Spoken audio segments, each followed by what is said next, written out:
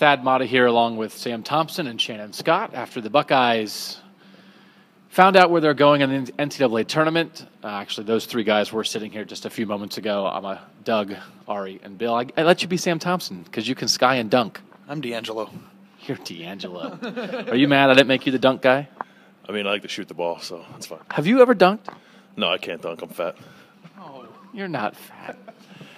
Ohio State, a number 10 seed, the lowest seed under Thad Matta for the Buckeyes. They did make the NIT one year and missed it altogether, but I think maybe a seed lower than a lot of people projected. Most people had Ohio State, the bracket experts, as an 8 or 9 seed. Instead, they're going west to Portland against number 7 seed VCU. The winner of that game should be in line to play number 2 Arizona unless there's a huge upset. Ari, you and I talked about this. You wrote this, how Ohio State, after the Big Ten tournament, it looked like the Buckeyes were in trouble because they'd played themselves onto the 8-9 line, which would mean if they win, there's a 1 seed waiting. Now they're a 10. I don't know. Is that good? I think that everybody thought that they were going to be the 8-9 team playing Kentucky in the Midwest. And I think that's the worst possible scenario. At least in this scenario, Ohio State could say, hey, if we do everything right, maybe even play the best we've played all year, there's a chance we could get out of the first 2 rounds. So any time that you don't look at the bracket and you say there is a team there that there's no chance of beating, and I think Arizona is one of the better teams in the country, so don't get me wrong, that's going to be a very tough team for Ohio State to beat. But I think that the first round game's a toss-up, and then the next thing you know, you're in an NCAA tournament game against a very good team, and you might have a shot to win. So right now I think this is much better for Ohio State to be a 10, and we wrote about this and talked about this from Chicago at the Big Ten tournament, that just given a shot to maybe have a path against 2 really good teams instead of one team that's not as good and then the one that can't be beaten. So it's definitely going to be tough, and I think right now a lot of people, definitely most people, don't expect Ohio State to get out of the first 2 rounds, but it wouldn't be the craziest thing in the world if they happened to do it. And again, we're not underestimating Arizona by any stretch. I think this is just a comparison against if you had Kentucky waiting, or if they would have gone to Pittsburgh in the 8-9 game. Villanova, I think, is playing as well as anybody in the country. That would have been a really tough spot. So, Bill, you and I did not see Ohio State beat Minnesota in the Big Ten tournament. We weren't there yet. Ari was. We were there, all 3 of us, to see them lose to Michigan State. We were all there to see them lose to Wisconsin at the end of the year. Do you think this Ohio State team can get itself to a position to play the kind of basketball, to be competitive in the NCAA tournament, to beat a team like VCU, which, again, we're not jumping ahead to look at Arizona. VCU is really good, too. Right, and I mean, we're not experts by any stretch on VCU, and even Thad Matta said they haven't really broken them down yet. But I think what we know about VCU is that they like to trap people, pressure, run the floor. They're not the biggest team in the world. So I think Ohio State, maybe that plays into their favor a little bit if they don't have to go as big as they had to go in the Big Ten tournament and win there. I think we've seen it in spurts. I mean, they ran Maryland off the floor. Maryland's a 4 seed for whatever that's worth. I don't think we've seen a complete game maybe, but we've seen it in spurts that Ohio State can play in a way that can certainly allow them to beat VCU. Beating Arizona is another question, obviously, but I think there's something there I think that can spark a little bit of a run. Obviously not. I mean, I'm not going to say Final Four, Elite Eight because we just haven't seen anything that suggests that this year with this team. But I think they can make a little noise maybe in that first game, and then we'll see what happens against Arizona.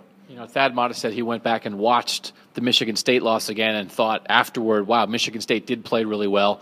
Michigan State took Wisconsin to the wire into overtime in the Big Ten tournament final. Michigan State's a 7 seed. Michigan State's a good team. We know how good Wisconsin is. Those are the teams that have beaten Ohio State lately. I said it at the time, just because they got blown off the floor by Wisconsin doesn't mean that Ohio State's dead. Wisconsin, I think, might be the best team in the country that has a shot to beat Kentucky. I think Wisconsin's that good, so it's hard to judge this Ohio State team. They've been up and down. We sort of wait for things to happen, and they don't. They need Mark Loving to get back to the Mark Loving from the middle of the year. They need Shannon Scott and Sam Thompson to be at their best. They need whatever they can get from the big guys. They need D'Angelo Russell to be the best D'Angelo Russell he can be. But I think you made a good point. I think Thad talks about this every year. The tournament's about matchups. They match up the worst against teams with great size, with great power forwards and great centers. If that's not VCU, that's good news for them. When they play that small lineup, like we've seen for the past couple years when they got to tournament time, the small lineup with no true center is often what works best for this team. Yeah, absolutely. And the funniest thing about this team, Doug, is that there are times where Shannon Scott's jumper is good, and he's knocking it down. And Sam Thompson is a solid defender most of the time, and his jumper is suspect. But I feel like Ohio State has elements of, and we've seen at times where they've been able to, rely on certain guys. It's just they don't come together at the same time. Let's not pretend Ohio State's kind of what they are at this point. And like Bill said, I don't think that they're going to make a magical run. But as far as a team that shoots a lot of threes and tries to trap, you have a point guard in Shannon that can break the trap. And if they're going to shoot a lot from the outside, then Ohio State's a heck of a lot more equipped to stop that than a 7-foot center that's averaging 17 points a game. Now, Arizona plays with a ton of size, and that's another issue. But for the first-round matchup is concerned, I think Ohio State has the pieces and the elements of playing well to get by them. If Ohio State can beat VCU, you get into among the final 32 teams in the country. I think with something people need to understand is a bad year is missing the tournament.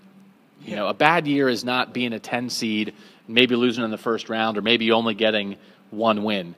I know a lot of people are down on this team right now, and the Buckeyes are not as good as a lot of people thought they would be, especially with so many seniors and with an All-American freshman. We've said it before, if this is your down year, you're pretty good. So I think they can salvage a lot by getting a win in the NCAA tournament, and then you know what? You get in there, you roll the dice, and see what happens. So, again, I think for what they are, this draw is almost about as good as you can expect. It was going to be unfavorable no matter what. Yeah, they played themselves into that. They're not a 4 seed. They're in the middle of the pack. Yeah, and they were going to have to play a 1 or a 2 no matter what. It wasn't like it was unavoidable. So I think the good thing is like we've already said, that they have a shot to win the first game. Get some confidence. Stay there a few extra days, get some practice, and then roll the dice. And that's all you can do. And then this tournament, crazy stuff happens all the time. And I will say one thing. There were a few scenarios in the bracketology and the things that we put together from Chicago that were mission impossible. Ohio State is not in mission impossible right now, which makes things interesting at the very least. So Ari will definitely be in Portland. I think he might walk or maybe ride a bike. Bill's going to carry me. Yeah.